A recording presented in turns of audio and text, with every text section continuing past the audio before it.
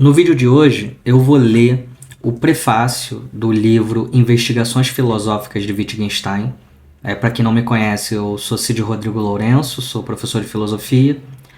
E a intenção é simplesmente ler sem comentários, apenas para a gente apreciar a honestidade intelectual do Wittgenstein e a proposta do livro. Mas o prefácio, ele dá uma noção já da grandeza do filósofo. Então vamos lá. Nas páginas que seguem, publico pensamentos, sedimento de investigações filosóficas que me ocuparam durante os últimos 16 anos. Referem-se a muitos objetos, ao conceito de significação, de compreensão, de proposição, de lógica, aos fundamentos da matemática, aos estados de consciência e outros. Redigi todos esses pensamentos como anotações, em breves parágrafos. Às vezes, como longos encadeamentos sobre o mesmo objeto, às vezes saltando em rápida alternância de um domínio para o outro. Era minha intenção, desde o início, resumir tudo isso num livro cuja forma foi objeto de representações diferentes em diferentes épocas. Mas parecia-me essencial que os pensamentos devessem aí progredir de um objeto ao outro numa sequência natural e sem lacunas.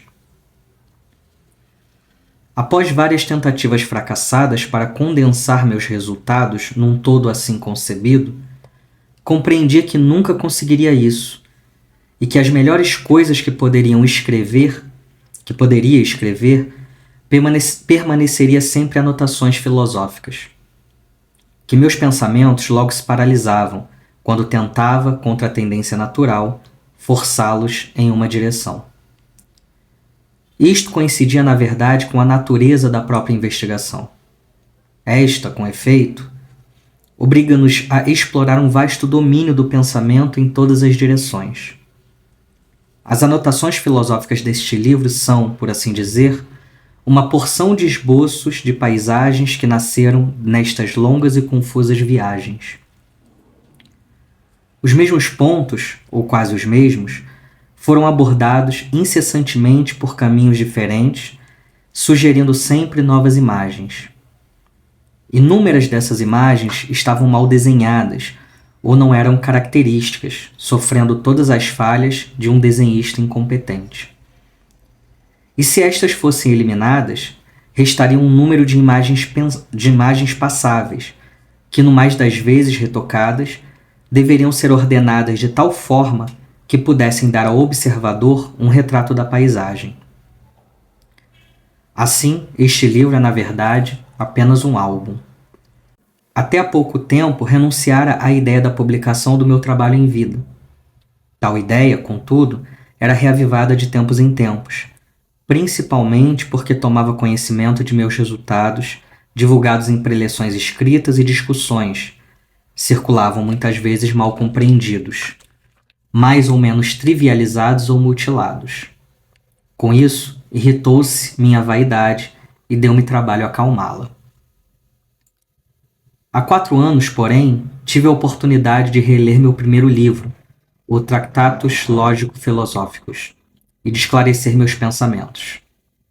De súbito, pareceu-me dever publicar junto aqueles velhos pensamentos e os novos, pois estes apenas poderiam ser verdadeiramente compreendidos por sua oposição ao meu velho modo de pensar, tendo-o como pano de fundo.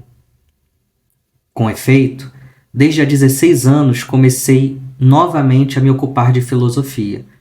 Tive de reconhecer os graves erros que publicara naquele primeiro livro. Para reconhecer esses erros, contribuiu, numa medida que eu mesmo mal posso avaliar, a crítica que minhas ideias receberam de Frank Ramsey, a quem pude expô-las em numerosas conversas durante os 2 últimos anos de sua vida. Mais ainda que a essa crítica, sempre vigorosa e segura, agradeço àquela que um professor desta universidade, P. Safra, exerceu incessantemente durante muitos anos em meus pensamentos. A este estímulo devo as ideias mais fecundas dessa obra.